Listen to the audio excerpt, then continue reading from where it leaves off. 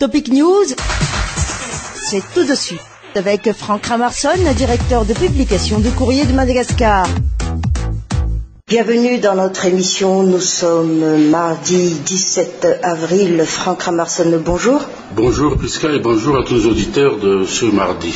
Franck Ramarson, vous nous avez dit samedi dernier qu'il y aura rebondissement de notre situation politique. Boule de cristal, Courrier de Madagascar ou quoi, puisque le lendemain même, pour ne pas dire durant tout ce week-end, voilà, il y a eu donc cette lettre de limogeage et nomination par intérim illico presto également. Ministère de l'Environnement, voilà, un sujet de débat, polémique également, incompréhension, condamnation, enfin une décision, mais à quoi doit-on s'en tenir exactement? C'est-à-dire que quand vous faites une analyse politique de ce qui se passe actuellement, vous avez une capacité d'anticiper les événements. Et comme j'ai dit, ce sera un chemin de riche rebondissement. Effectivement, on avait parlé un peu des problèmes environnementaux, surtout des problèmes de bois de rose. Mais c'était en fonction de l'adoption de cette loi d'amnistie. Là, depuis 2-3 jours, on ne fait que parler de ce fameux limogeage du ministre de l'Environnement par le président de la transition. Et puis, on y avait aussi, dans la foulée, cet échange de correspondance entre le président de la transition et le Premier ministre qui a demandé à ce que la mouvance Zaf-Elbert nomme un nouveau ministre. Mais faut-il d'abord déjà comprendre qu'est-ce qui s'est réellement passé? Alors justement, qu'est-ce qui s'est passé, Courrier de Madagascar? Nous, d'après notre analyse, d'après ce qu'on a vu, à ce que le président de la transition a reproché à son ministre de l'Environnement d'avoir pris un arrêté de 18 janvier, numéro 0741/2012, qui fixait les normes de bois, surtout faire un nouveau décomptage, donc surtout la classification de ces bois. On avait perçu à travers ça qu'il y avait une violation de l'ordonnance qui était de 2010, qui stipulait qu'on ne devait plus exporter, qu'il y avait une interdiction d'exporter. Mais là, l'argument essentiel de ce limogeage, comme quoi le ministre a fait une faute grave, parce qu'il n'a pas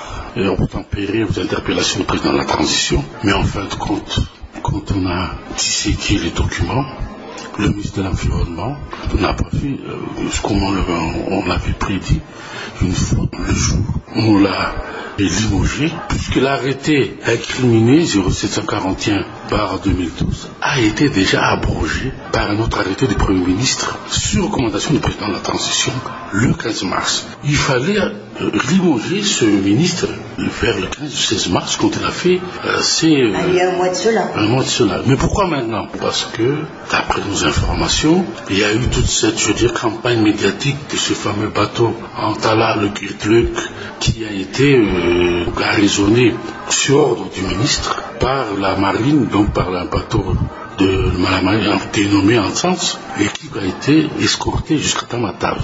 Qu'est-ce qui s'est passé à Tamatave? C'est que depuis vendredi, jeudi soir, on a commencé à enquêter sur, c'était un bateau vide, d'après les enquêtes qui sont en cours, c'était un bateau qui voulait charger 3000 tonnes de bois de rose frauduleusement dans le Cap-Est, aller après à Manana faire un complément de cargaison.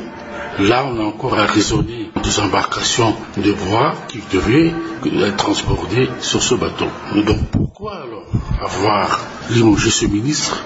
Parce qu'il a pris des responsabilités, parce qu'il y a des gens qui sont incriminés, des gens au lieu, puisque le début de l'enquête a commencé à déterminer que la cargaison appartenait à des gens très très haut placés et que c'est ça qui a motivé le soir du vendredi le limogeage du ministre. Mais Franck Ramarson, ce qui a donné quand même quelques polémiques ou sinon amusé aussi certaines personnalités, c'est que en fin de compte le ministre en soi, il appartient à quelle mouvance? Techniquement, ce n'est plus le problème de mouvance. Mais ça donne quand même du bon point au professeur Zaf-Elbert pour pouvoir répondre à sa manière. Bien sûr, puisqu'on a demandé son avis. Le professeur Zaf-Elbert avait dit que c'est le président de la transition qui a, entre guillemets, fricoté la liste de la mouvance SAF pour le nommer dans les prérogatives du président de la transition, et que le président Zaf-Elbert avait dit qu'il fallait que le André fasse un mandat honorable à ce ministre qu'il a nommé en le taxant d'être de la mouvance SAF. Mais ce qui est quand même assez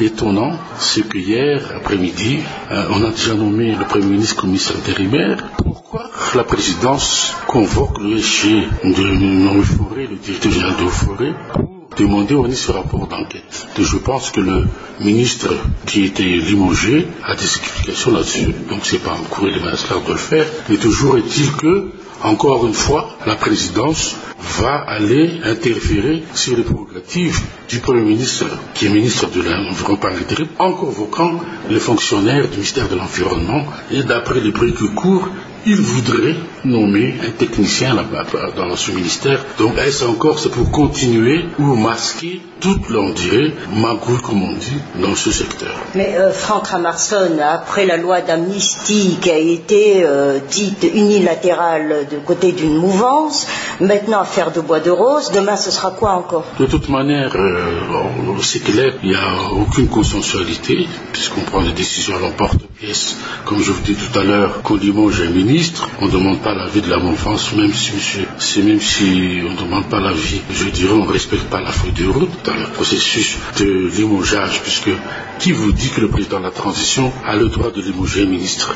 Il demande l'avis de la mouvance qui a nommé. Et c'est la mouvance qui demande à ce qu'on enlève son ministre. C'est ce qui s'est passé avec les As, quand on a parlé sur un autre point, avec un membre du congrès de la transition, qui a fait une conférence de presse. Mais que veut la présidence dans cette affaire? Pourquoi on fait deux poids, deux mesures, alors qu'il y a des ministres de la mouvance Radzuel, le ministre de la Justice, le ministre de la Sécurité, que le Premier ministre a demandé aussi officiellement? Pourquoi il ne les a pas Donc là, c'est ce qui a été rapporté par votre éditorial de la veille, deux poids, deux mesures alors. C'est deux poids, deux mesures, mais là, on voit qu'il y a des magouilles qui se passent au port de Tamata et que certaines personnalités sont mêlées directement et on limoge un ministre de peur que l'on sache qu'est-ce que c'est exactement. Ceux qui, aujourd'hui, veulent camoufler l'enquête concernant ces bateaux, c'est peut-être là que Bianco devrait y mettre son nez. Entre nous, Franck Ramarsson, par rapport à toute cette situation, il y a eu aussi une part de personnalités, de gens simples aussi, qui sont allés voir la SADC, c'était hier matin. C'est un réveil, c'est une demande de secours, ou en fin de compte, que peut faire aussi la SADC, selon Courrier de Madagascar? Dans la SADC, elle assiste impuissante à la situation, mais là on voit qu'il n'y a pas d'apaisement du tout dans le climat politique, puisque la loi d'amnistie, au lieu de régler les problèmes, complique les choses, et que aussi que la mouvance Avalman risque de voler en éclats, puisque lui-même, le chef de cette mouvance Marc Avalman a déclaré aujourd'hui que ceux qui ont su entrer dans le processus peuvent aussi s'en sortir par la grande porte. C'est une invitation à la mouvance de partir du processus, mais le feront-ils? Y aurait-il déjà pas une chose que j'appellerais une sorte de modus vivendi entre la mouvance Avalman locale et la transition, le président de la transition et son équipe? C'est ça qui gêne tout le monde maintenant. Et on saura davantage, toujours à travers notre émission, Franck Ramarsson. Bien entendu que je vous donne rendez-vous pour jeudi, à tous nos auditeurs. Merci Franck.